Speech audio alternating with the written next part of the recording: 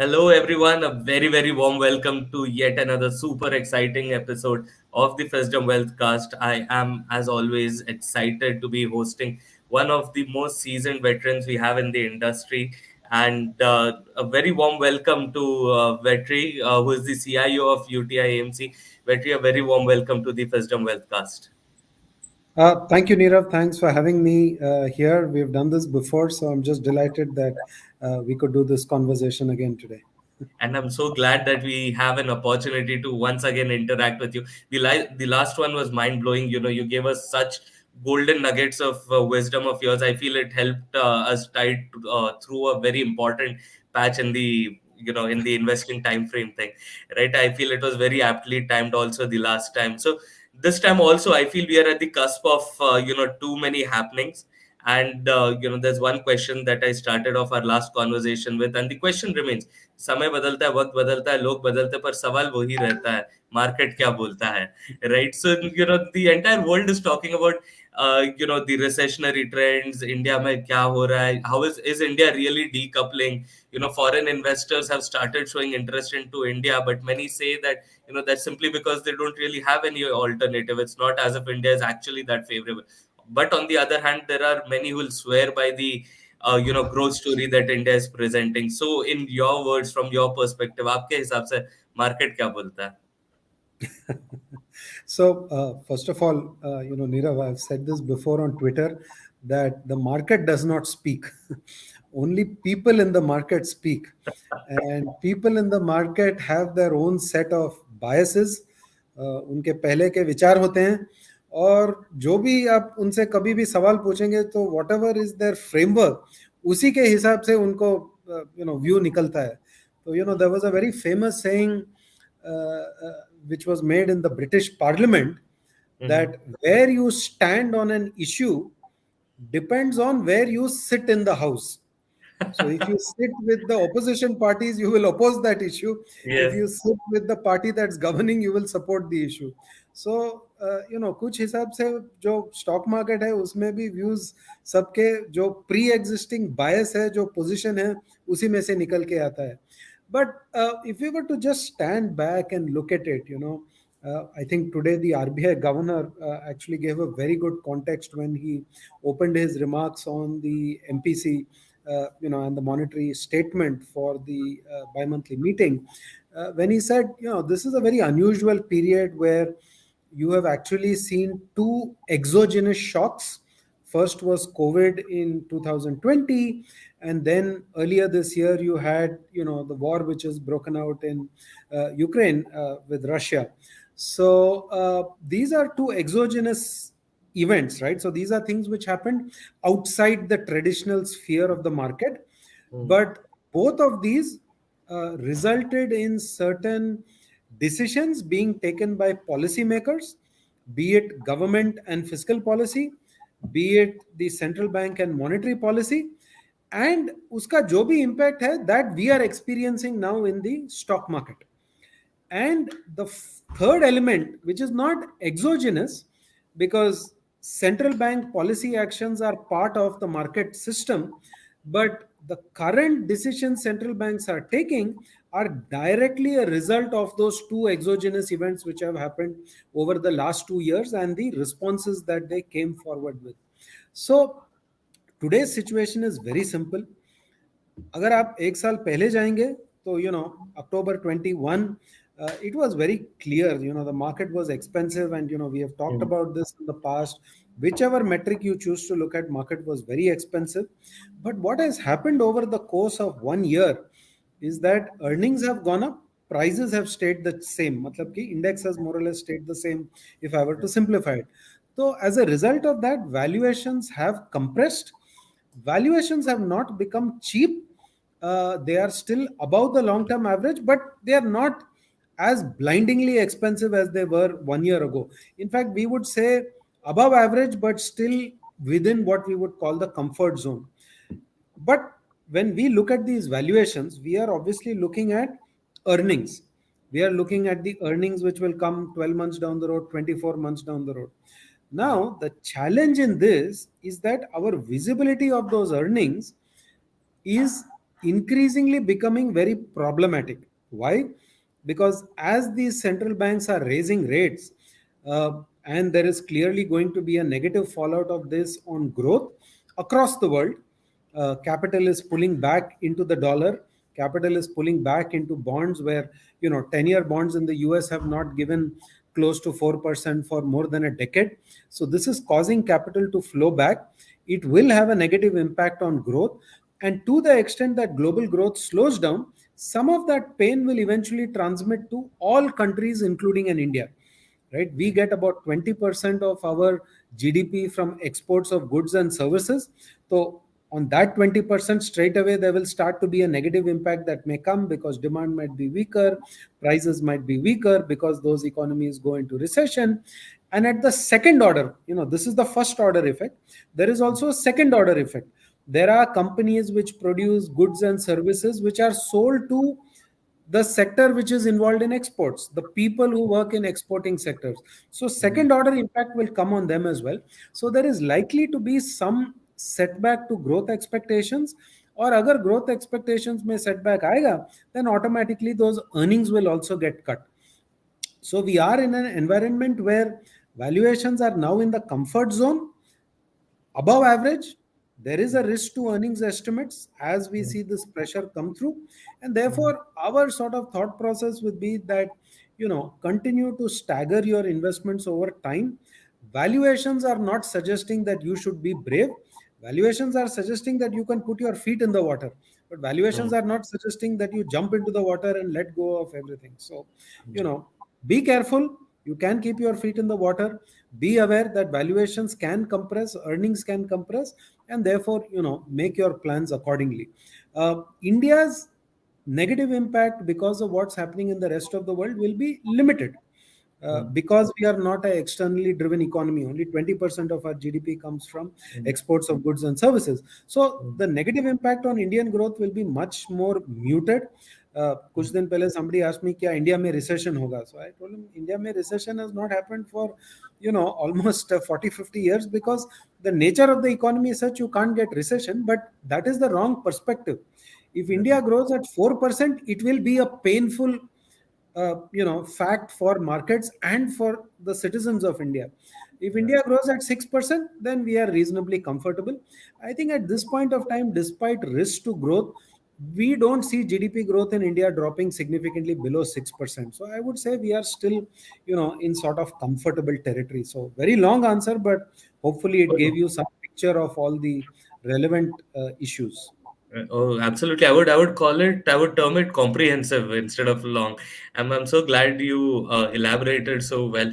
In fact, there's another question also, when you spoke about the subject of valuation, there are a few comments that are also made by global brokerages on India's overall valuation, right? And obviously, no one is agreeing, or no one is saying that it is cheap, but, it is slightly, on the rich side, the valuations today, but it is almost being said as if the entire decoupling story from the emerging market pack, that India is decoupling from it, and the story is going to be so strong, and the inflows that we are seeing reviving, especially foreign capital.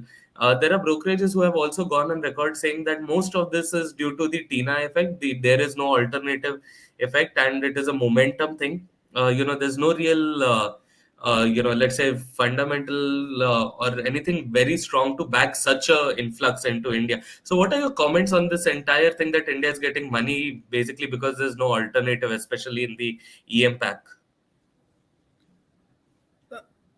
I think we have to, nuance this agreement, this argument very carefully. देखिए एक हिसाब से तो decoupling already हो गया है. If you see your market is actually up over the last 2 years, almost about 30-40%. Whereas if you see, since December 20, I'm talking about, right? So about a year and 9 months. Mm, So from December 20, we are still up by about 25% when I last checked the data. Whereas if you look at most other global markets, US, emerging Asia, all are actually negative. So the fact of the matter is that we have already done significantly better than other markets. Second point, आपने already you made that कि India's valuations, हाँ हमेशा it has been at a premium to other emerging markets, लेकिन जो आज का premium है वो थोड़ा रिकॉर्ड लेवल ऑफ प्रीमियम है. Finally, I think I must also clarify one issue, because India is certainly in a good position. You could even say it is a sweet spot as far as global geopolitics is concerned. It is in a sweet spot, relatively speaking, in terms of its growth outcomes that it can sustain at this point of time. But dekhiye, that is only an argument for outperformance. It Hmm. does not become an argument, particularly when valuations are not bargain basement cheap, to say yahan se, the market will just go teji all the way to the moon in a one way direction because there is no alternative. That does not happen. We are talking about people who are asset allocators. They have to make asset allocation decisions. Dekhiye, for the last 10 years, they could not even get 2% on a 10-year bond. Today, they are getting nearly 4% on a 10-year bond in the US. So, for the first time, long term fixed income investing for them in the US is actually becoming attractive. And that is a very big market. So, that is like a magnet which is pulling money back from everywhere in the world, saying, if you can get 4% in the US bond, then why do you want to take risk anywhere else? So that is a very powerful magnet, and that will cause a complication for any market to deliver absolute returns.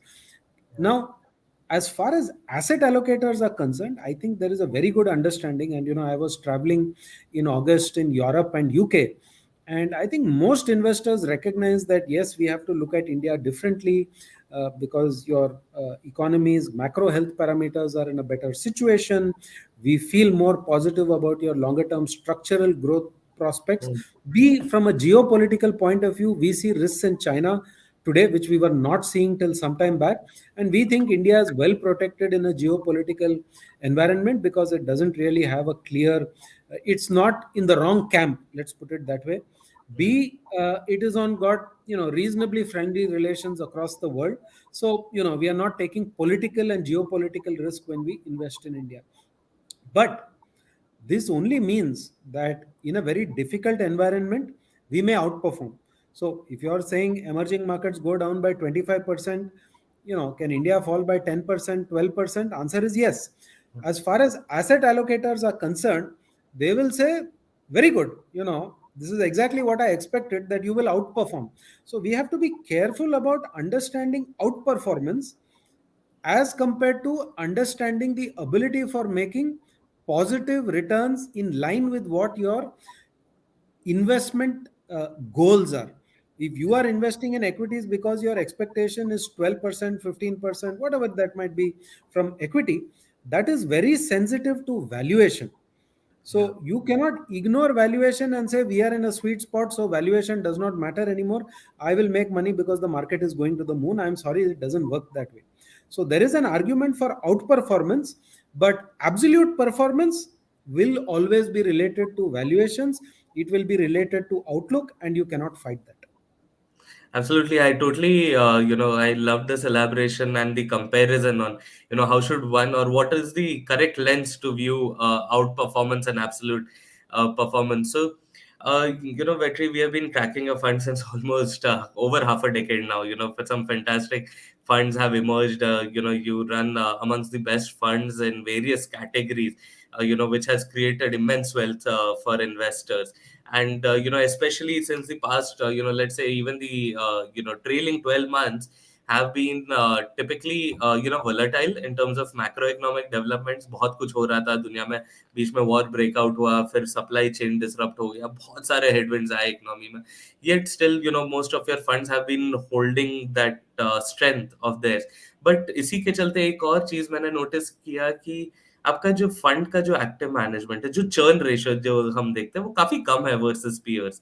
You haven't really reacted in at the pace at which developments were happening. It was almost as if एक impression ऐसा था that you had already factored in quite some bit of volatility if one were to look at the churn ratio in isolation. However, there were some very very nuanced changes in strategies that made a lot of difference, at least in the past. 12 months. So we would love to hear from you. How did your positioning develop in the past 12 months? And what was your positioning, especially before the war broke out, and right now at the cusp of this entire challenging macro environment, global challenging macro environment. आज आपका positioning कैसा है? And also comment on why is your churn so low? Was it by design, by choice? How did that happen? Sure, sure. No, no, I think that's a very interesting question, and Nirav, I would just take you back to the fact that, at UTI, when we talk about our equity funds, what you must remember is that these equity funds are being managed by what we call Score Alpha, which is our investment process, and that is what the fund managers rely on to manage those individual strategies. Now, इसमें by design, we have been very clear that we are not a one trick pony. So if Hmm. you look at UTI, each of our funds is actually quite distinct from the other fund. Yeah. So, there is one fund which runs with a very clear growth mandate. There could be another fund which is more blended with a GARP mandate. Another fund which is blended, but really it runs with a barbell strategy. There Yeah. could be something which is a more traditional value strategy. Now, our approach in all of this is that देखिए investment में ना everybody says which is the best. We actually say that there is no best. Each of these strategies will have summer at some point, it will have winter at some point, it will have a monsoon at some point. Now we have to be able to ride the cycle with that strategy without trying to continuously change the portfolio to try and reflect the season. Yeah. Because जो market के seasons है ना, they don't come like the season in Bombay. Hmm. Like in Bombay, I can with some consistency tell you कि once it is June 10th, don't leave your home without a umbrella or a raincoat. Yeah. And if it is any time in April, May, it is going to be hot. So Hmm. cottons is what you should dress in. If Yeah. you are out late night in December, it never gets cold. But if you are on a motorbike, let's say, maybe keep one thin jacket with you because it can be feel a little chilly. Yeah. But in the market, there is no such map. You don't know Hmm. when winter will come. You don't know when summer will come. Hmm. Now, there is no point changing your portfolio after the season changes because by the time the big impacts have already happened and the market, you never know when that season will change. So our thought process has always been very simple.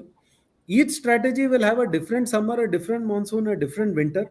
You have to be consistent. There will be periods in which your strategy will not match the season in the market, it will underperform. There will be seasons when you will be perfectly matched with the market. Your outperformance during those periods will compensate you for the underperformance that came before. Yeah. If I knew when the season was going to change in the market, honestly, Nirav, I would do what you were just suggesting. अरे अभी मेरे को पता चल गया कि कल से सीजन बदलने वाला है, आज पूरा पोर्टफोलियो चेंज कर दो. But my 30 years of experience is that this is not possible. And Yeah. this is not possible when you are managing almost 1 lakh crores of money for investors. You can't keep changing that portfolio every day. If I was managing maybe a very small sum of money and I knew कि season कब बदलने वाला है, maybe you would see me managing a portfolio with very high churn ratio. But Yeah. we have realized we don't know in the market when the seasons will change. There's no Yeah. point changing after the change has happened. So Yes. therefore, stick to what you know, stick to your strategy and run with that. That is why you will find across the board in all our strategies, Hmm. we are we will certainly be among the lowest turnover in the industry. Certainly, we will be less than the industry average in that Yeah. particular category across our categories. And that also comes from the point of view that we also encourage the fund managers that this is the process. You Hmm. have chosen to go with a particular strategy, stick with that Hmm. because your investor has come to you not for 6 months. We are asking the investor to think 5 years and 10 years. Then why are you thinking 3 months and 5 months? Yeah. Your time period with which you manage the portfolio has to be aligned with what we are telling the investor to think. So Yeah. even the way we measure their performance is linked to the way we are asking investors to think. So once we are able to build that connection between all of this, then this is the only way to function. We don't know any other way to function.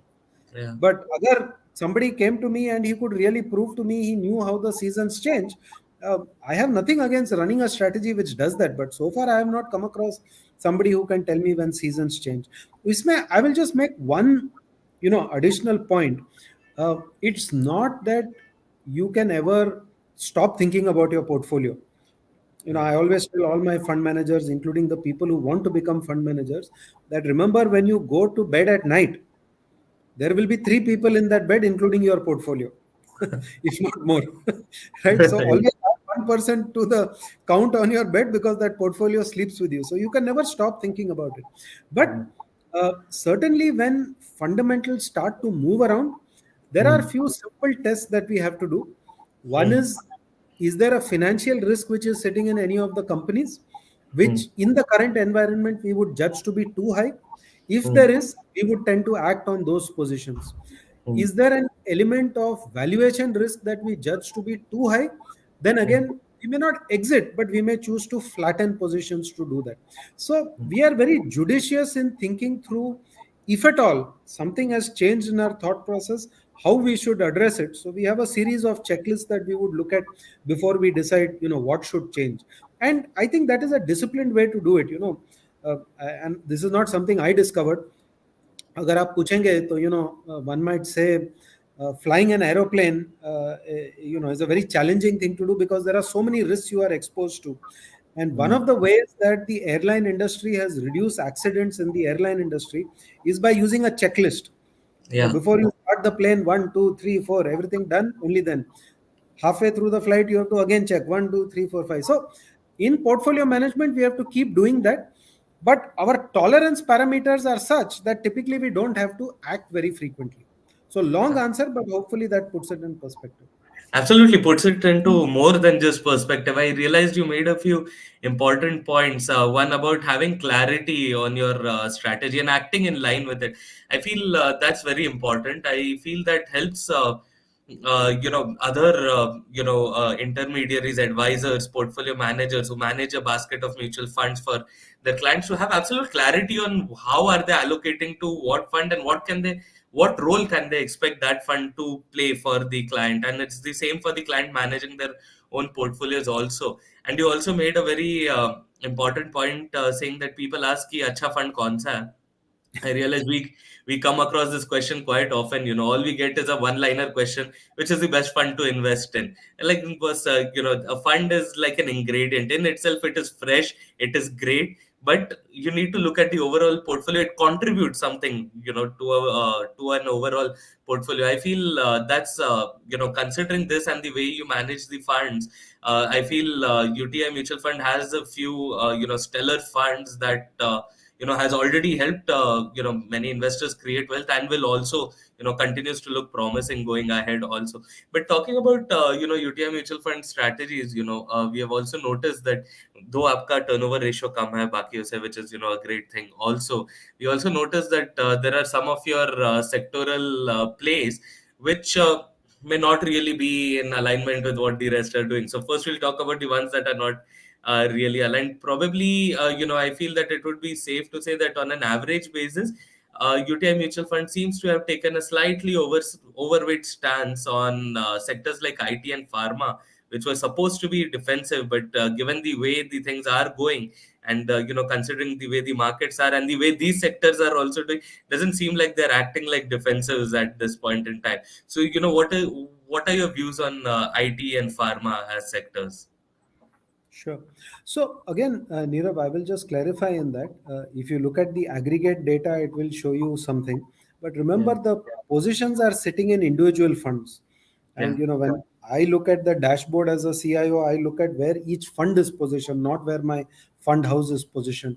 And if I look at that data, you will broadly find that the growth-oriented strategies are still running overweight on IT, but Mm. all the value oriented strategies which were actually overweight on IT 3 4 years ago, Mm. there was a time when one of both our value oriented strategies were 4 to 5% overweight IT in 2018 2019. And Those that led off. strategies, yeah, those strategies have been underweight IT now for the past 1 year, right? So when you look at a fund house view, because the AUM of some of our growth oriented strategies is higher, you will see a big allocation to IT, but that's in the growth oriented strategies. Now, the growth oriented strategies have always held on to, and I would say these are actually what we would call quality growth. And the IT companies tick all the boxes in terms of quality growth. They have very strong business models, high return on equity, they throw up cash flow, they return that cash flow, strong level of buybacks they have been doing along with dividends in recent years. So we just continue to sort of own these as preferred bets in those strategies. But the more valuation conscious strategies, they have actually reduced their exposure to IT almost a year ago. So the one sector where you will find many of our strategies overweight is actually pharma, right. But इसमें I will just clarify one thing. हम लोग ऐसा कभी नहीं सोचते हैं कि ये डिफेंसिव है, ये ऑफेंसिव है. We never think like that. We always think in terms of where are we getting the best opportunity, which combines valuations with growth prospects. And when we see that combination, actually not today, most of our strategies have been running with overweight pharmaceutical and healthcare for the last, I would say, 2.5 years. There was a year and a half where it worked well. Last 1 year has been very disappointing. But given the valuations and given the growth prospects, we remain, reasonably positive on that. But this is not coming from a defensive perspective or offensive perspective, because that is not how we think about investing. And in my 30 years of experience, these colors and labels, they keep changing. If you had been in the market, Nirav, in 1996 till, I would say, almost 2007, you would never have called IT defensive. You would have said IT Yeah, is like, the high beta sector in which you want positions. So, these things keep changing over time. But beta reflects investor sentiment. yeah. Hmm. Return on capital, free cash flow generation, these are the fundamentals of the companies. And IT sector has the highest number of globally comparative Indian companies, more than any other sector in India, right? So that will always be a reason why we look positively at it. But valuation conscious strategies are underweight. Strategies which are willing to pay a higher price for growth are currently overweight. तो UTI में हमेशा आपको यही दिखेगा. You will never find कि the fund house is overweight this, fund house is underweight that. So you will find that many of our strategies are overweight financials, but two of the strategies are underweight financials, Yeah, yeah. because they are actually finding that over there high quality businesses are now very few. If you Hmm. see the track record of financials in the last decade, there are Hmm. very few who have consistently delivered, let's say, above 1.6 or 1.8% ROA every year like clockwork, Yeah, right? In the last 3 years, you may see one bank which suddenly is doing best in terms of ROA, but uska pichla 7 saal dekhenge, so the numbers were terrible, right? yeah. Similarly, somebody else till 2019 had great numbers, but last 4 years have been terrible. So, quality growth strategies are struggling to invest in financials beyond a point. But the more value oriented strategies are actually buying financials aggressively, saying that these are cheap, balance sheets are good, and therefore I am willing to take the risk. So, in UTI, you will always find Hmm. multiple thought processes being implemented. My role as CIO is to ask people whether they are thinking about risk. But I do not direct any fund manager saying कि अरे नहीं नहीं, I have decided now IT is the best, now all of you go overweight IT. फिर तो एक ही fund चलाएंगे ना, इतने सारे फंड चला के क्या फायदा. Absolutely, absolutely. And also a very important takeaway is the perspective on viewing defensives and cyclicals. That's a byproduct. You make your Yeah. decision and then you see that acha itna gaya hai to something that is now currently labeled as defensive. I feel that point was made really clear, especially with the IT example starting 96. So also, Vetri, you slightly touched upon financial services. We are seeing the entire industry. Has started showing a lot of love and affection towards financial services as an industry. But I'd say it is not the entire basket of financial services, right? It is only a very select few, stocks. So I'd like you to slightly flesh out and थोड़ा और detail में अगर आप बता पाए कि how are you viewing the banking and the financial service space developing, और आपकी आपका क्या view है इस sector पे, at a broad level. So good question. Nirav, we've been tracking. I mean, because I've been investing for 30 years, this is the first time in 30 years where I'm seeing the economy has gone through a difficult time through COVID, and yet the banks have actually emerged from this period with very strong profit and loss accounts, low credit cost, and strong balance sheets. Yeah. So, to my mind, the core banking and lending business is actually in a very good place. It's in a good place in terms of reasonable starting valuations. It is in a good place in terms of the uh, uh, health of the balance sheets, and it is a good place to benefit from a increase in growth and particularly credit growth. Yeah. And what has happened in the banking sector is there has been a tremendous amount of consolidation, right? If you go back 20 years, every bank was a small fraction of the industry. But if you Yeah. take the top 10 banks, their aggregate market share of incremental deposits or of loans was very low. Yeah. Today, if you take the top 10 banks, their share of incremental credit or incremental deposits is almost 70%, Yeah. right? So that is actually also, to our mind, leading to significant degree of consolidation here, much better pricing power, and therefore this is an area we remain quite positive about, the core lending business. As far as the rest of financial services is concerned, देखिए उसमें you have to be a little bit more selective. I think people get carried away when they say, "Arey, financialization of savings is a story in India, so you just go buy anything." I think the problem with that story is that the valuations were very rich, 2 years ago, and even I would say maybe a year ago. The valuations have started correcting. There will come a time where the valuations become attractive. That is when we would be willing to, get more attracted towards some of the other businesses in financial services. Again, this just goes back to the point I made earlier. We don't believe simply in narratives. Hmm. Starting valuations matter for you to be able to make money. Now, that doesn't mean I'm saying you can only buy a 10p or 15p. ऐसा कोई magic rule नहीं है. It's a Hmm. function of the valuation. It may be P, it may be price to book, whatever. Hmm. It's a function of the company's ability to grow without diluting capital. And Hmm. it is a function of the growth runway available to the company. Finally, it is a function of the quality of management, right? So Yeah. you have to look at all of these when you take an investment decision. You cannot invest just because some headline story has come saying financialization of savings is a big story in India. Right, absolutely. In fact, talking about narratives, there is yet another narrative that's really strong, on within the Indian investor community, and that is this entire Indian economic expansion story that's underway right now. And basis this narrative, there seems to be a very very strong positive outlook on sectors like capital goods, industrials, basic materials, utilities. These very let's say sensitive to economy sort of sectors. So, what are your views on these sectors? These heavy sectors of capital goods, industrials, etc. So, if you look at the RBI data, there is clearly evidence that capacity utilization is moving up across a range of sectors. So, there is certainly some optimism that capex will come through.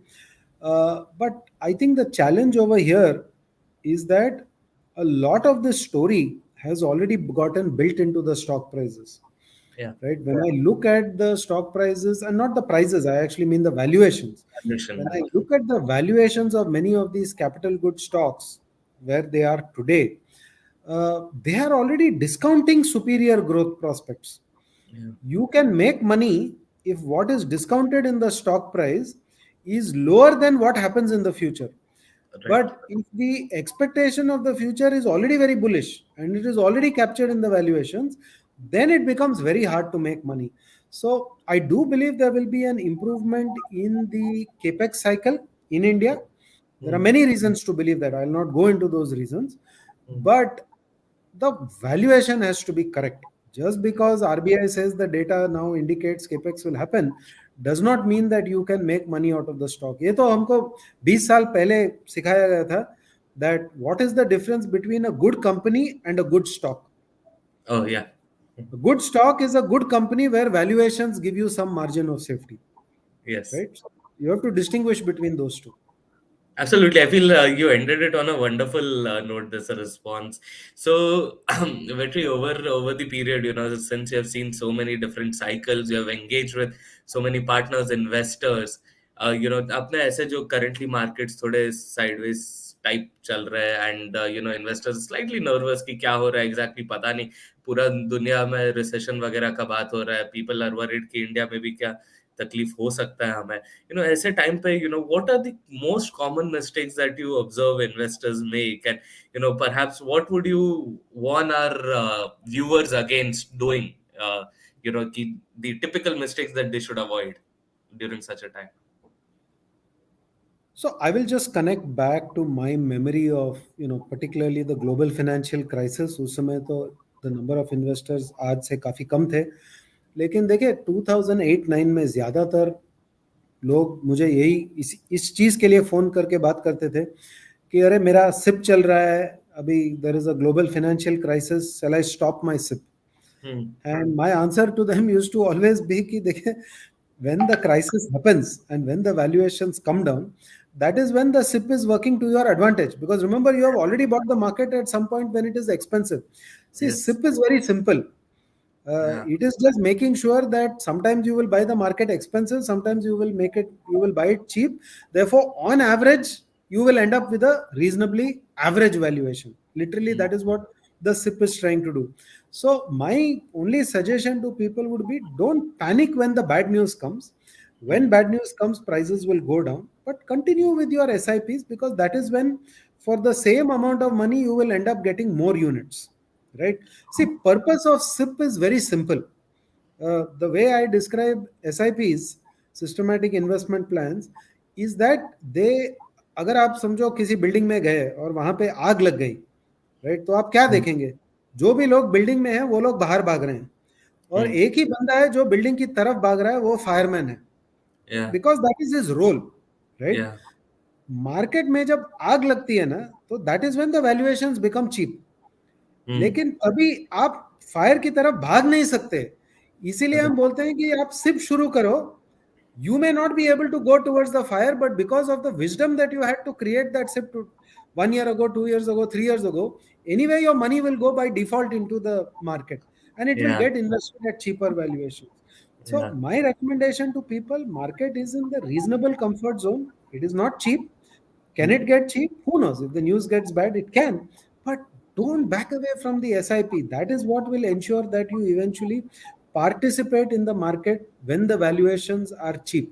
That is the only thing which will make you into a superhero. And that superhero, as I said earlier, is the fireman. Fire की तरफ भाग रहा है.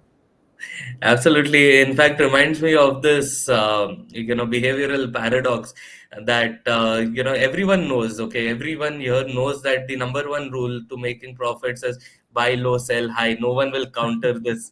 But at the same time, the number one mistake that everyone makes is they decide to buy high and sell low, or at least not buy when it's low. Very well said, Vetri. I feel the importance of SIP, जितना कहा जाए उतना कम है.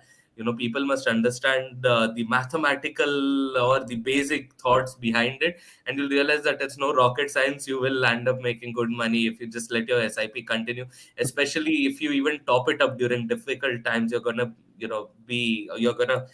leave the podium slightly better than what you entered, right? So Vetri, towards the end of this conversation, we have a lot many questions, but I'm just gonna pick a few in interest of time. um, एक सवाल आया है जो कि आपके दो बहुत ही flagship products पे आए हैं, in your opinion, which sector will be in the first order of benefiting from this economic expansion, the infrastructure fund or the transport and logistics fund? I feel these two are fantastic funds on their own, but this is a sectoral question. Um, So as far as the transportation logistics fund is concerned, देखिए, that is effectively, it is primarily an automobiles fund with some exposure to logistics. Logistics is a structural growth story.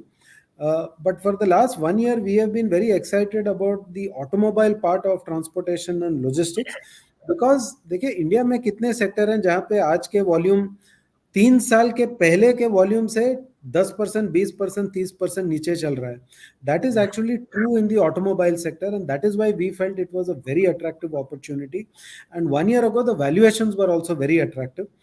I will only say this much: ki over the last 1 year, valuations have started to move back towards mid-cycle, but the cyclical argument is still attractive in auto. So my preference would still be in the transportation and logistics area. In infrastructure, देखिए, the problem is that infrastructure in India is actually no longer a great growth story. I am excited about capital expenditure in India, but वहाँ पे जैसे कि मैंने पहले बोला कि starting valuations have already become slightly adverse. And as far as infrastructure is concerned, things will happen, but they will happen slowly. ऐसा कुछ तोड़ फोड़ opportunity नहीं है, and certainly not a cyclical rebound which we can see in auto as very very likely. So for these reasons, we think the transportation and logistics is a better idea as compared to infrastructure. Absolutely. So there is one last question that we'll be picking, and that is, just give me a moment, let me find it. It was here. Okay. Uh, is What are your views on this entire booming green energy sector? So just generally your views on green energy, and will it really develop into a full-fledged sector? The prospects. Hey, certainly it is going to develop because I think for a variety of reasons, the world cannot afford to continue using fossil fuels unless we want to leave behind a world which is very adverse for the next generation. So I think it is our responsibility to make that transition. It will be a very costly transition. It will be even more onerous for countries like India, because even though we may be a big emitter of things like carbon emissions, अगर आप per capita हिसाब से देखेंगे तो we don't even show up anywhere in the top Yeah. 30 countries, leave alone at the top. But the world has decided, our leaders have also decided that it is in the interests of our next generation that we leave them with an environment which is not deteriorating and polluting, and therefore this transition will happen. But if you actually ask me, how can I take this view of mine and convert it into an investment strategy? I will say at this point of time, I am only a student. Okay. Whenever somebody says there is some meeting, some company is talking about green hydrogen, gray hydrogen, solar, how they will build the plants, हम बस classroom में जाते हैं, सीखते हैं how this can be translated into investments and how companies are able to benefit from this transition. I would say we are still in the very early days at this point of time, because even the companies are experimenting, कि Yeah. कैसे करें, how do we go into this area, what will be the capital we have to deploy, what is our right to win in this business, do we have our own technology, do we have the benefits of scale. So everybody is asking these questions, so the transition is coming. And let me say this, because at UTI we are signatories to what is known as UN principles for responsible investing. So we are a signatory to that. There are certain commitments we have to make because we are a signatory to that. And largely this involves incorporating ESG into our investment framework, environment, social, and governance factors. Let me be very clear. Today, if you do not incorporate ESG related factors into your investing process, then you are not doing investing, Yeah. because this is a live risk. You have to start thinking about the risk that companies are creating for themselves because of the negative impact they are having on the environment, because of the negative impact they are having on society. And finally, we want to give money only to people who are good managers and handle the capital well, so governance becomes impossible. So today ESG is a risk factor in every company, Yeah. and we as investors have to be aware of that. We have not made the transition from ESG is a risk factor to how do I make money out of ESG, because Hmm. for that we need companies who are at the cutting edge of technology and the ability to invest in them. वो दिन अभी थोड़ा दूर है. Absolutely, a very important thing also that you mentioned, that ESG is now the norm. Many people ask this question कि ESG funds में invest करना चाहिए क्या? And we have a very simple thing. ESG is not a theme. It is a Yeah. process. It is a part of a framework. Okay, it's not a theme. It's not something that's here for a cycle and will go away. Right. So a very important point shared there, Vetri. I feel. You have given us once again, you have given us a lot of wisdom, much more than we had been expecting. Obviously I had very high expectations, you have surpassed that also. So I feel this, I'm so glad that you were able to take the time out and share your perspectives, and just be here and share your views with the audience. It has been much more than helpful. Thank you for participating. Thank you very much, Nirav. Thanks for having me. We are in the middle of the festival, so good wishes for Navratri to everybody watching this show. And I guess it's the first time in 3 years that people are able to celebrate Navratri in person. So my best wishes to everybody during this festival season. Thank you, Vetri. It's been a pleasure speaking. Thank you. Thank you.